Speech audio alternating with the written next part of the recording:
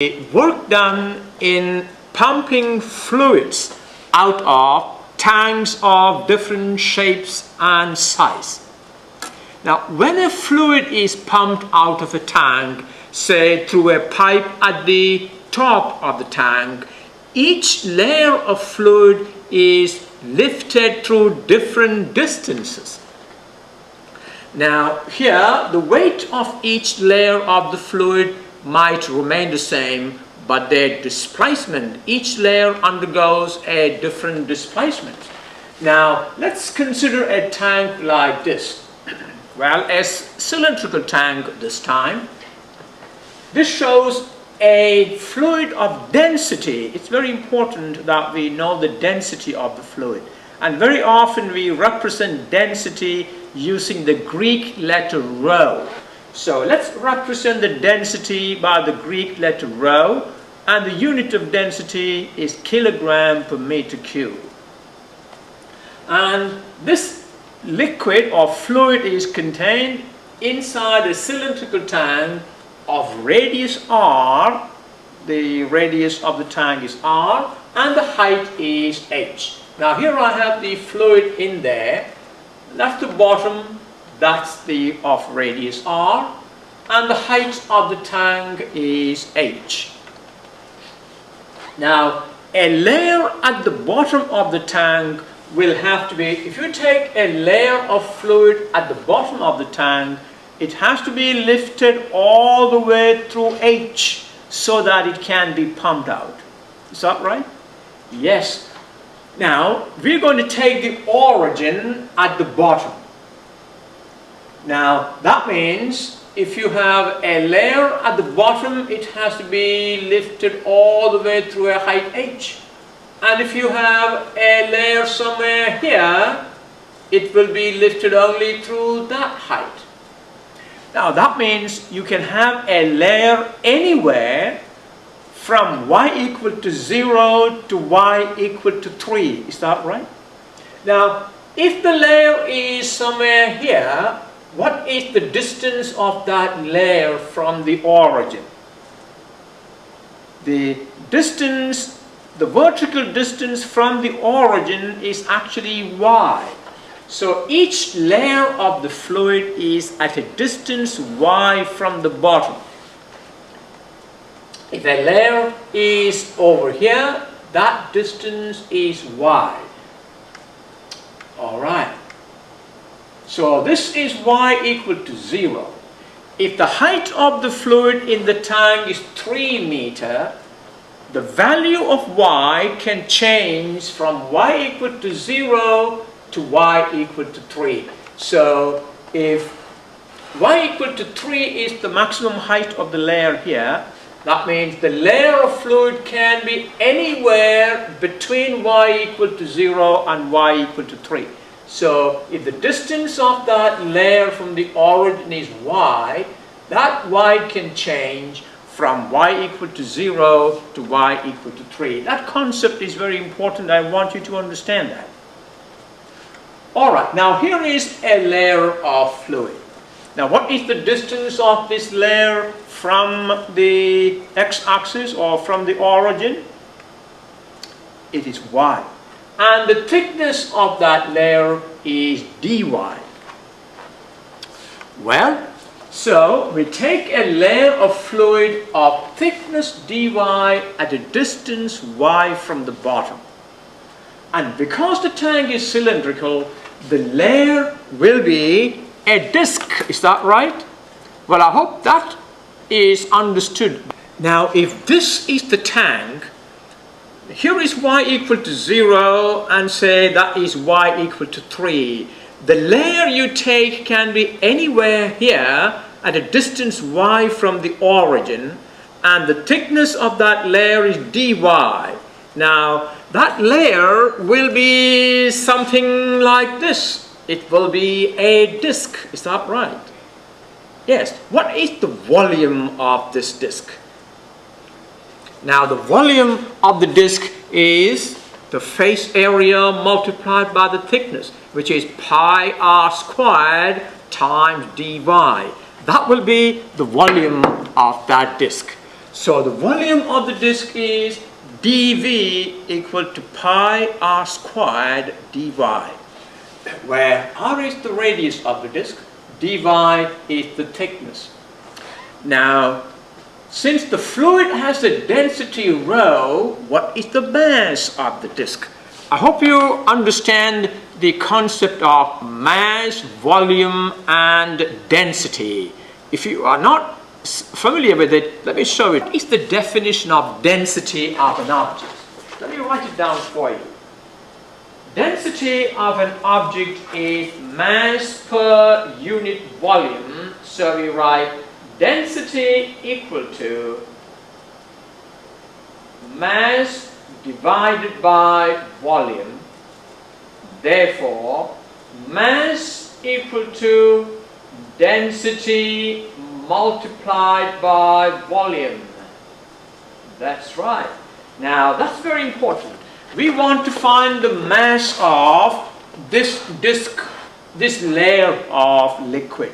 So mass is density multiplied by volume. Now, the density of our fluid is rho, and the volume of the layer of fluid is pi r squared dy. Therefore, mass of the fluid is pi r squared dy multiplied by rho, volume times density. All right.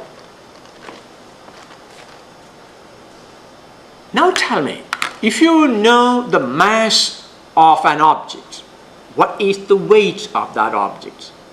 If you know mass multiplied by g will be the weight. And in order to lift that object, the minimum force that you need to apply is the weight of that object. So the force needed to lift this layer of fluid is a measure of its weight. Alright, we know the mass of the fluid, therefore what is the weight of the fluid? The weight of the fluid is its mass multiplied by g. So this quantity, pi r squared dy rho, volume multiplied by density is the mass. Mass multiplied by g is the weight of the fluid. And the weight is measured in a unit called Newton, which is a force. Now let's write it like this, pi r squared rho g dy, that is the weight. And it is this weight that you need to lift through a certain height. Now tell me, this is a measure of the force that needs to be applied upward to lift this layer of fluid. Now to move this layer out of the tank, this needs to be lifted through a distance equal to, now remember, this layer has to be lifted all the way to the top of the tank so that it can be pumped out. Now what is the distance that you need to lift it? The total height of the tank is h, and the layer is at a height y from the bottom. Therefore, the distance through which this layer has to be lifted is this h minus y. This whole distance is h. Minus y is the distance through which you need to lift that layer. So this layer needs to be lifted through a distance of h minus y. So you need to apply this force and move that force through this distance. What is the work done in this case? That's right. So the work done to move this layer out will be this force multiplied by this displacement. So that will be dW equal to pi r squared rho g times h minus y dy. Is that right? Pi r squared rho g times dy is the force, times h minus y is the displacement, and that gives you the work that needs to be done to move this layer out of the tank, and that we call dW. And now you know that layers in the tank can be from anywhere from the bottom to the top. In other words, the value of this y can be from y equal to 0 to y equal to h, where h equal to 3 in this case. Is that right? So the total work done can be obtained by integrating that dw from y equal to 0 to y equal to 3, because the fluid is only up to y equal to 3. You must notice that although the fluid has a height 3 meter in the tank, the height of the tank is h meter. That means all the layers need to be taken out of the tank. So the height that the layers have to be lifted is this h minus that y. Alright? So we know dw, the work that needs to be done to move one layer out of the tank, is this. To find the total work done, what do? Integrate dw from y equal to 0 to y equal to 3. So total work is integral 0 to 3 of dw, which is integral 0 to 3 of pi r squared rho g times h minus y dy. Now look at this and tell me, what are the constants in here that will come out of the integration? Well, first of all, pi is a constant. Is r, the radius of the tank, a constant? Yes, it is.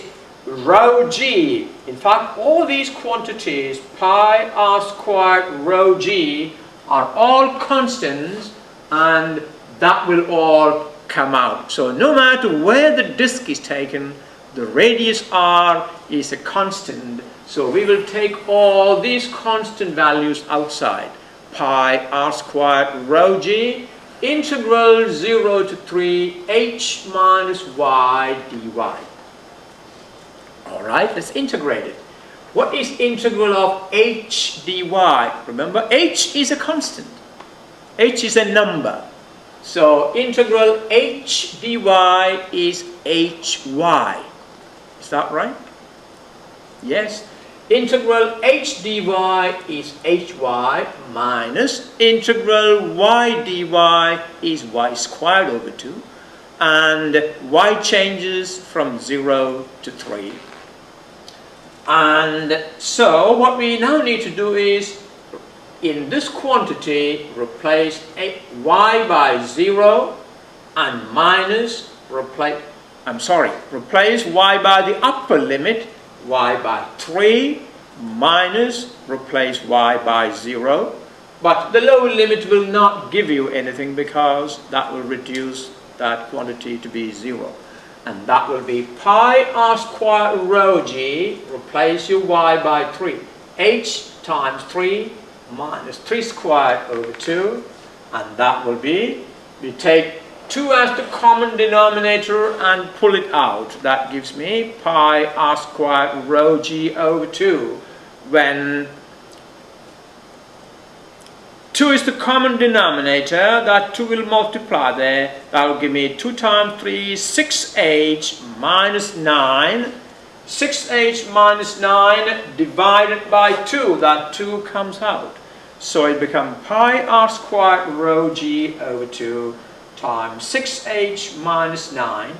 And we know these values. We know the radius of the tank. We know the density of the fluid, don't we? And g we know.